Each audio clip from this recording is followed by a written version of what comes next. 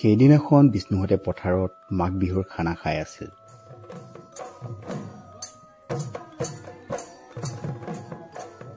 বিহুৰ আগৰে পৰা বিষ্ণু আৰু তাৰ গাঁৱৰ লগৰ কেইটাই ভেলাঘৰতে খানা খোৱাৰ কথা পাতি আছিল। আজি মাঘ বিহুৰ উৰুকা। দিনতেই সিহঁতে ৰাতি বজাৰবোৰ কৰি থলে। সন্ধিয়া হল। বিষ্ণুৱে ঘৰত সকলোকে মাত লগাই ভেলাঘৰলৈ ওলাল।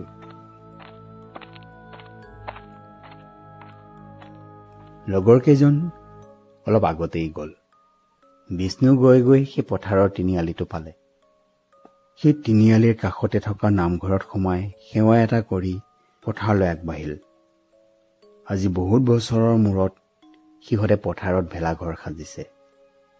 সময় সম্ভৱ সন্ধিয়া 5:30 বাজিছিল। গাঁৱৰ ঠাই সন্ধিয়া হলেই এন্ধাৰ হৈ পৰে।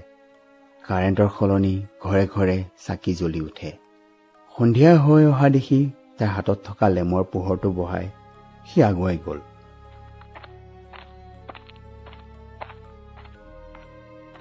সেই সৰু বাঁহতলিখন পাৰ হৈ পথাৰখন। বাঁহতলি পাৰ হৈ বিষ্ণু ভেলাঘৰ পালেগৈ। লাহে লাহে সিহঁত সকলো কামত লাগিল। ইফালে আকৌ কেইজনমানে বিহু গাই নাচি আছে।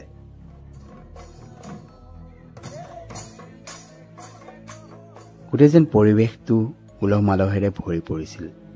সেই পথাৰখনত যেন অকল সিহঁতৰেই মাত। গোটেই পথাৰখনত অকল সিহঁতেই ভেলাঘৰ সাজিছিল। অলপ সময় নাচি ফূৰ্তি কৰি বিষ্ণুহঁত খানা বনোৱাত লাগিল। সময় ঠিক তেতিয়া নিশা 8:30 বাজিছিল। সকলো খাবলৈ বহিল।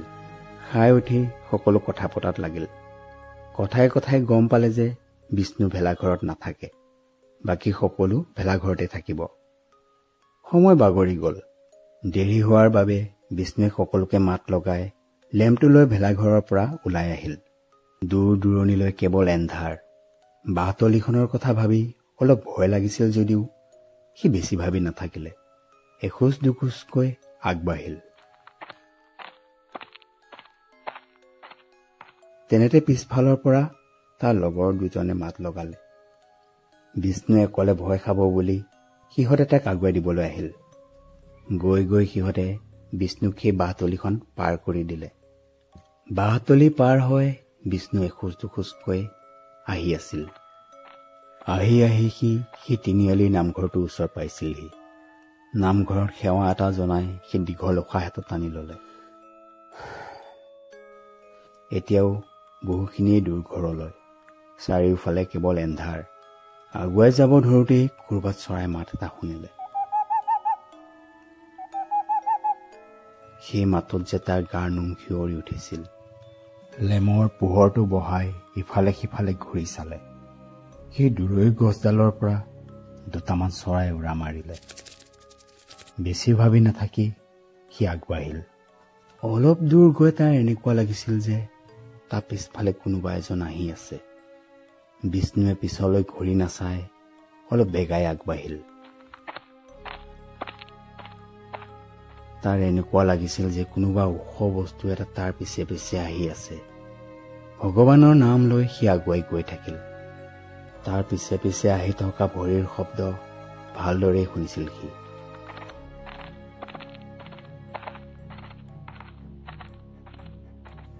আহি আহি সি ঘৰৰ গেটৰ ওচৰ পাইছিলহি। গেটখন খুলি ভিতৰলৈ সোমাই গল। ভিতৰত সোমোৱাৰ লগে লগেই সেই ভৰিৰ শব্দ নাইকিয়া হৈ থাকিল। ভয়ে ভয়ে ঘূৰি চালে বিষ্ণুৱে। এখন বগা চাদৰ গাত লৈ থকা এজন প্ৰকাণ্ড মানুহ। নিশাটো ভাবি ভাবি পাৰ হল। পিছদিনাখন নামঘৰত সেই কথাটো ওলালে। তেতিয়া নামঘৰৰ মানুহ এজনে কলে, সেয়া নামঘৰৰ ৰখীয়া, বুঢ়া ডাঙৰীয়া। অকলে অহা ব্যক্তিক তেওঁ ঘৰলৈ আগবঢ়াই দিয়ে।